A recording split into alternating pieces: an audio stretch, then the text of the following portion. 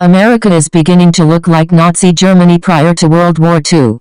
Once upon a time America fought a great war to rid the world of the Nazis, but now we have become just like them. In fact, I would venture to say that the Nazification of the United States is pretty much complete. As you will see below, we have a heavily socialized economy where tax rates are out of control and lots of freebies are given out just like the Nazis did. And just like the Nazis, our society has become highly militarized and our government has become increasingly obsessed with watching, tracking, monitoring and controlling the general population. But more than anything else, all of the pageantry and beauty in our society masks an evil which has grown to a level that is almost unspeakable. The other day, my wife and I were watching some footage of the beautiful parades and celebrations that were held in Germany before World War II, and they certainly were very impressive. But under the surface, a great evil was growing. Just because something happens behind closed doors does not make it okay. And just like the Nazis, our society is about to learn an exceedingly painful lesson in that regard.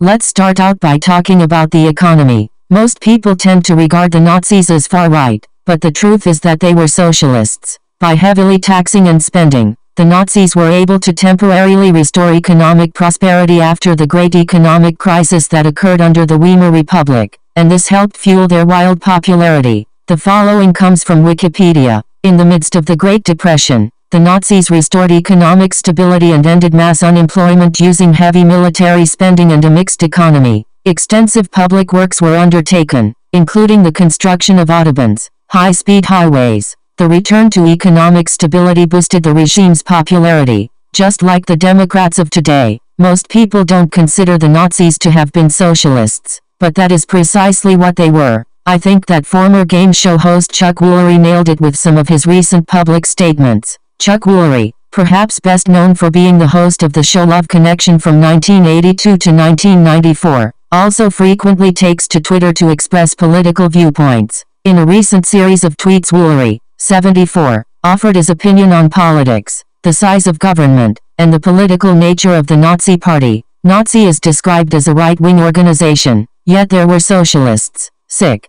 They were left. But chalk. But my bot. National Socialist German Workers' Party. Nazi Party. Hitler. Need I go on? Maybe better. Democrats don't value the country. They value the power of government. There is a difference, yeah, no. I knew there was a reason why I always liked that guy. Just like Barack Obama and the Democrats, the Nazis loved to give out free stuff. Kitty Werthmann was a child in Austria at the time the Nazis took over, and her description of the freebies the Nazis were handing out sounds very much like what the Democrats want to do today. Newlyweds immediately received a $1,000 loan from the government to establish a household. We had big programs for families. All daycare and education were free. High schools were taken over by the government and college tuition was subsidized. Everyone was entitled to free handouts, such as food stamps, clothing, and housing. I like free stuff too, but in the end someone always has to pay for all of that free stuff. According to Kitty Werthmann, our tax rates went up to 80% of our income, and in America we are moving in the same direction. In the United States today, when you add up all federal taxes, all state taxes, all local taxes, all property taxes and all sales taxes, there are some Americans that actually pay more than 50% of their incomes in taxes. Somehow we still have the audacity to claim that we are not socialists even though that is exactly what we have become. And the Germans had their own version of Obamacare too. The following is more eyewitness testimony from Kitty Werthmann. Before Hitler, we had very good medical care. Many American doctors trained at the University of Vienna. After Hitler, health care was socialized, free for everyone. Doctors were salaried by the government. The problem was, since it was free, the people were going to the doctors for everything. When the good doctor arrived at his office at 8 a.m., 40 people were already waiting in. At the same time, the hospitals were full. If you needed elective surgery, you had to wait a year or two for your turn. There was no money for research as it was poured into socialized medicine. Research at the medical schools literally stopped. So the best doctors left Austria and emigrated to other countries. There is no way that you can get around it. The Nazis were never on the far right. They were always leftists, and they always hated capitalism. National Socialist theologian Gregor Strasser once made the following statement: "We National Socialists are enemies, deadly enemies, of the present capitalist system with its exploitation of the economically weak." and we are resolved under all circumstances to destroy this system. Not even Barack Obama or Bernie Sanders would make such an extreme statement today. And like the Nazis, our society has become highly militarized. Just prior to World War II, the Germans probably had the most powerful military on the entire planet, and they loved to use that military to push other countries around. They stunned the entire world when they swept through Poland, and the lightning speed with which they defeated France changed the way war is waged forever. But just like the leftists in our own nation, the Nazis definitely did not want the general population to be armed.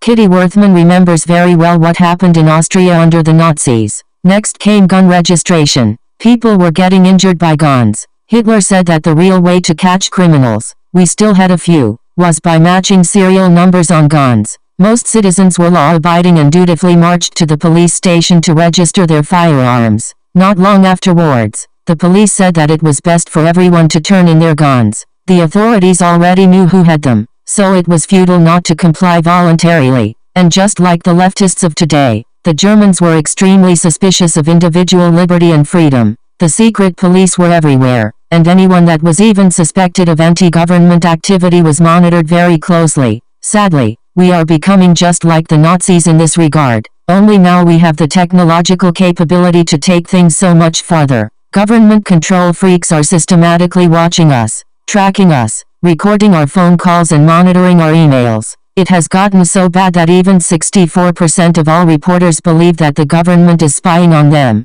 We spy on our enemies. We spy on our friends. Just ask the French and the Germans about this. And we even spy on the little old lady down the street. We have been sold the lie that we have to give up our privacy and our liberty in exchange for security. It is the same lie that the Nazis told. But perhaps our greatest similarity to the Nazi regime of the 1930s is our lust for blood. What the Nazis did behind closed doors was so horrific that it is hard to even speak about it. Once the Holocaust was revealed, the world should have never allowed crimes against humanity like that to ever happen again. But they are happening. They are happening behind closed doors in America today, and most Americans are perfectly okay with this. In this country, millions of babies are being systematically murdered and their organs are being harvested. Those organs are then sold off to the highest bidder and they are ultimately used in extremely bizarre scientific experiments. In recent months these crimes have been put on display for all the world to see, and yet the American people have not responded with outrage. In fact, only 29% of Americans even want to cut off the hundreds of millions of dollars that Planned Parenthood is getting from the federal government every year.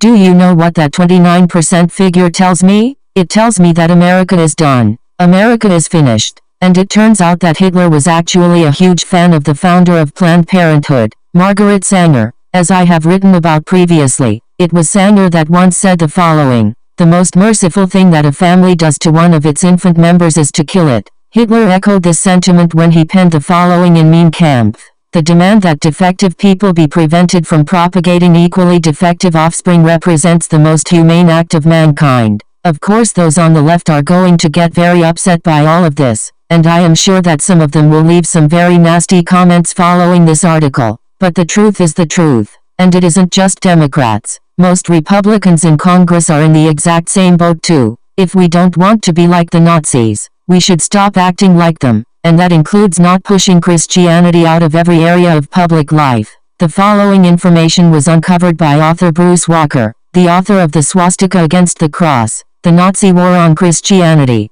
The Nazi tract Gott und Volk was distributed in 1941, and it describes the life cycle of German youth in the future, who would. With parties and gifts the youth will be led painlessly from one faith to the other and will grow up without ever having heard of the Sermon on the Mount or the Golden Rule, to say nothing of the Ten Commandments. The education of the youth is to be confined primarily by the teacher, the officer, and the leaders of the party. The priests will die out. They have estranged the youth from the folk. Into their places will step the leaders, not deputies of God, but anyway the best Germans. And how shall we train our children? Thus, as though they had never heard of Christianity. Our nation is falling apart because we have rejected the values and the principles that were handed down to us by our forefathers. We have embraced the same lies that the Nazis embraced, and if we don't turn around we will experience a similar fate. I think that the following excerpt from a recent RT editorial sums things up pretty well. The United States is in decline. While not all major shocks to the system will be devastating, when the right one comes along,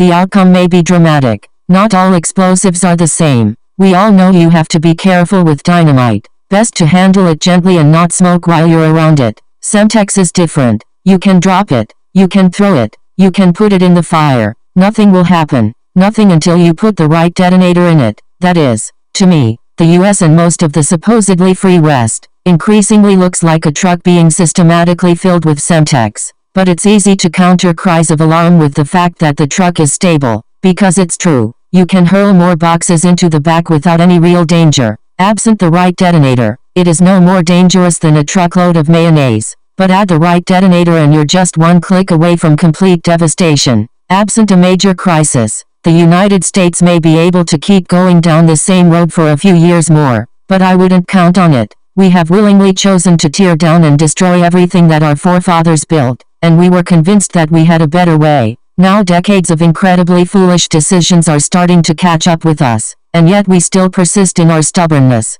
So where do we go from here? What will the fate of America be?